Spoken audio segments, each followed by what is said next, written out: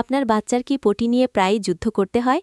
মানে কয়েকদিন পর পর পটি করছে বা করার সময় খুব কষ্ট পাচ্ছে, কান্না করছে? যদি উত্তর হ্যাঁ হয়, তাহলে বিশ্বাস করুন আপনি একা নন। ফাহমিনের সলিড শুরুর দিকে এই কোষ্ঠকাঠিন্যের সমস্যাটা আমার নিত্যদিনের সঙ্গী ছিল। তখন আমি বুঝতে পারতাম না কেন এমন হচ্ছে বা আমার কি করা উচিত। আজকে আমি এই বিষয়টা নিয়ে একটু সহজভাবে আলোচনা করব, কেন এটা হয় এবং এর থেকে মুক্তির জন্য আমরা ঘরে বসেই কি করতে পারি। কেন বাচ্চার পটি শক্ত হয়? শরীরে পানির অভাব হলে পটি শক্ত হয়ে যায়, এটি সবচেয়ে সাধারণ কারণ।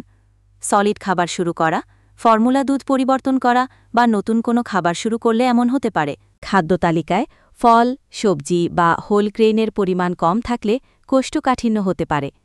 সাদা চাল, সাদা আটার রুটি, বিস্কুট বা পাউরুটি বেশি খেলে এমন হতে পারে।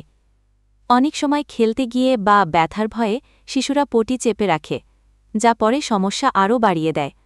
সারাদিন বসে থাকা বা কম খেলাধুলা করলেও হজমে সমস্যা হতে পারে। কোনো ঔষধের কারণেও পটি শক্ত হতে পারে। করণীয় কি? শিশুকে পর্যাপ্ত পানি পান করান। আঁশযুক্ত ফল যেমন পেঁপে, আপেল, নাশপাতি কোষ্ঠকাঠিন্য কমাতে দারুণ কাজ করে। সবুজ শাক, মিষ্টি আলু, কাঁচা পেঁপে ইত্যাদি খাদ্য তালিকায় যোগ করুন। ওটসের জাউ বা নরম ডাল হজমে সাহায্য করে। চিপস, চকলেট, অতিরিক্ত বিস্কুট এবং ময়দার তৈরি খাবার কমিয়ে আনুন। শিশুকে দৌড়ঝাঁপ ও খেলাধুলায় উৎসাহিত করুন, এতে হজম শক্তি বাড়ে। নাভির চারপাশে ঘড়ির কাঁটার দিকে আলতো করে তেল দিয়ে ম্যাসাজ করলে উপকার পাওয়া যায়।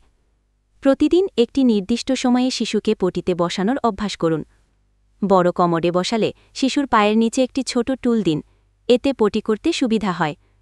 কোষ্ঠকাঠিন্য নিয়ে আপনাদের কোনো অভিজ্ঞতা বা কার্যকরী টিপস থাকলে কমেন্টে শেয়ার করতে পারেন।